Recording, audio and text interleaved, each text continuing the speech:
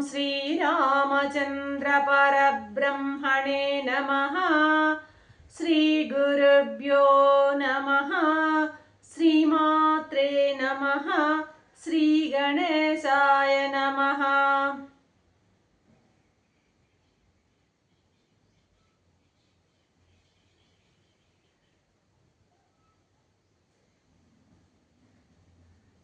ప్రియాత్మ బంధువులారా, యోగ వాసిష్టం నిర్వాణ ప్రకరణము 551వ భాగం.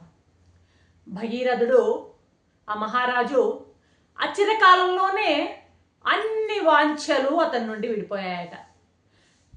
వాసనలన్నీ కూడాను ఉపశమించాయట. ఆయనలో పరమశాంతిని పొందాడట. ఇక ఆత్మలో విశ్రాంతి పొందాడు అంటున్నారు వశిష్ఠ మహర్షి.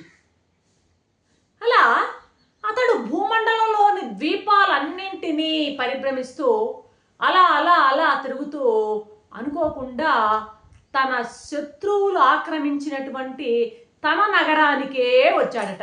తిరుగుతూ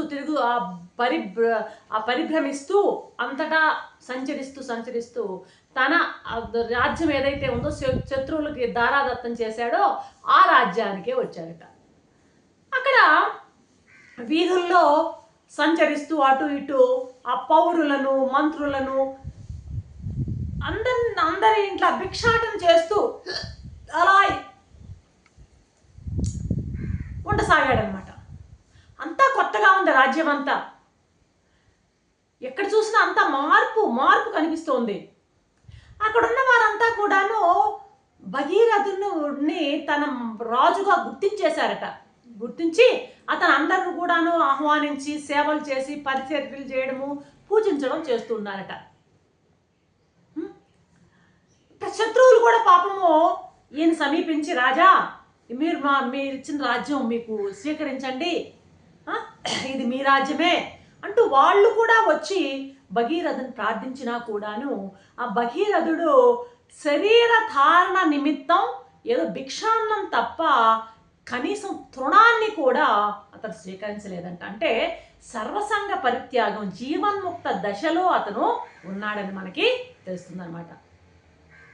సరే, ఇక ఒక చోట బాగా శాంతమైనటువంటి చిత్తంతో, ఉపశమించినటువంటి చిత్తంతో, అలాగా విశ్రమించినటువంటి బుద్ధితో సుఖంగా ఉంటూ ఆ సంచారంలోనే ఆత్మారాముడైనటువంటి తన గురువు త్రితలుని కూడా చేరాడట.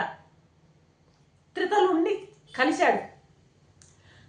ఆయన త్రితలుడు భగీరథుడికి స్వాగతం పలికి ఇద్దరూ కలిసి, గురు శిష్యులు ఇద్దరు వనాలు గ్రామాలు ఎక్కడెక్కడో అలాగా ఇద్దరు కలిసి అలాగా ప్రయాణం చేయడం సాగించారట. ఆ గురు శిష్యులు ఇద్దరు కూడా ఎలా ఉన్నారంటే అధ్యాత్మ దర్శనం కలిగింది ఇద్దరికి. ఇద్దరు సమత్వ సిద్ధిని పొంది ఉన్నారు.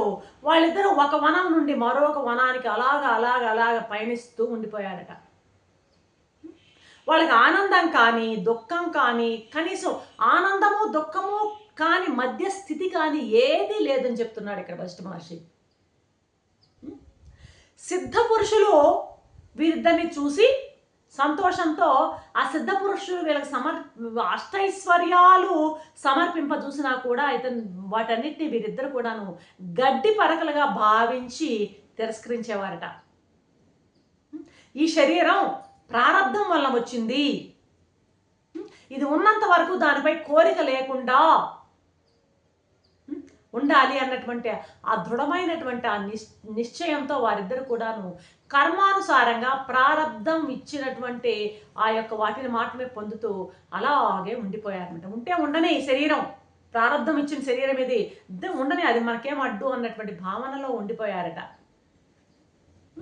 ఇలా ఉత్తములైనటువంటి ఈ మునులు ఇద్దరు కూడాను తమ కర్మానుసారం వచ్చిన దాన్ని, ప్రారంధానుసారం ఆయన ప్రాప్తించిన దాన్ని వాళ్ళు అనుభవిస్తూ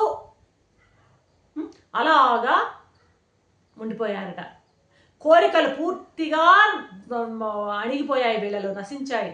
సుఖదుఖాల పట్ల సమస్థితిని ఇద్దరు కూడాను బ్యాలెన్స్డ్గా ఉండడం బాగా అలవాటైపోయిందనమాట.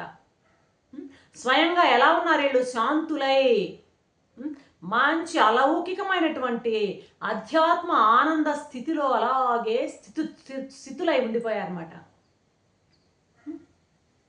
ఇలా ఈ విధంగా తిరుగుతూ పోగా ఇక సరే త్రితలుడు యొక్క ప్రస్తావన పక్కకు పెట్టేస్తే ఇక భగీరథుడు అన్ని దేశాలు అలా సంచరిస్తూ ఏదో ఒక దేశాన్ని చేరాడట. ఇక త్రితలుడి యొక్క ప్రశంస ఇక్కడ ప్రసక్తి ఇక్కడ చెప్పట్లేదు. ఇక ఈయన ఒక రాజ్యాన్ని చేరాడట.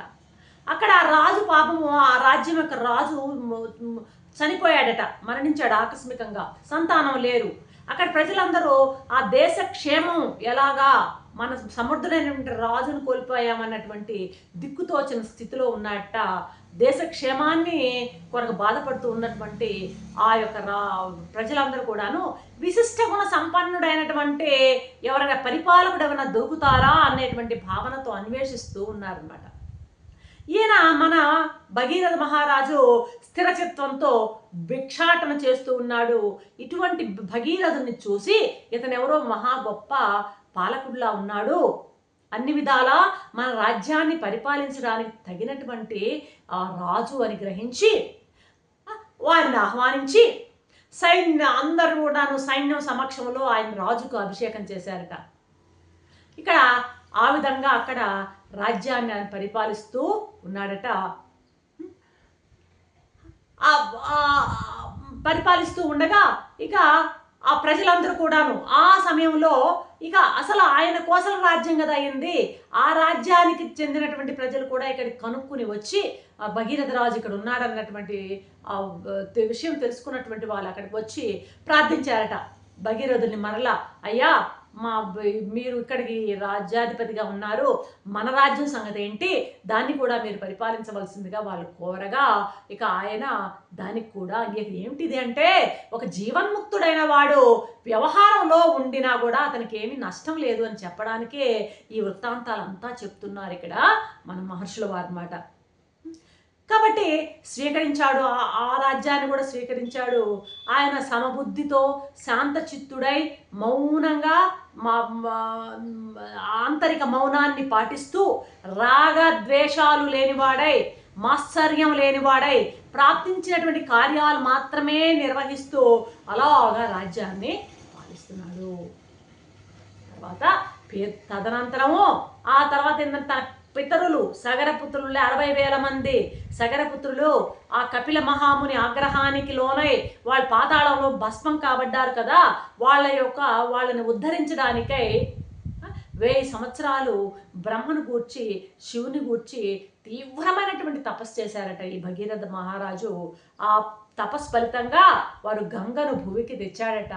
తెచ్చి ఆ గంగని వాళ్ళకి పుణ్యలోకాలని ప్రాప్తింపజేశాడు అన్నది భగీరథ మహారాజు యొక్క చరిత్ర. జీవన్ముక్తుడైనటువంటి సిద్ధ పురుషుడు ఎలా ఉంటాడు అన్నది ఇక్కడ మనం తెలుసుకోవాలి. జీవన్ముక్తుడైనటువంటి సిద్ధ పురుషుడు లౌకిక కర్మలను అవసరమైనంత మేరకు లోహ సంగ్రహణార్థం, అంటే లోకాన్ని కొరకై లోక శ్రేయస్సు కొరకై అతడు వాటిని ఆచరిస్తూనే ఉంటాడు. జీవన్ముక్తుని యొక్క ఆ స్వభావంలోని విశిష్ట లక్షణాలని చెప్పడానికి ఈ భగీరథోపాఖ్యానాన్ని ఈ యోగ వాసిష్టంలో చేర్చి మనకందరికీ చెప్పడం జరిగింది అంటూ వశిష్ఠ మహర్షి భగీరథోపాఖ్యానాన్ని ముగిస్తున్నాడు. రేపటి ఎపిసోడ్లో ఏం చెప్తారో చూద్దాం. అంతవరకు సెలవు. సర్వం శ్రీరామచంద్ర చరణారవిందార్పణం. ఓం శాంతి శాంతి శాంతి. శంభో శివ.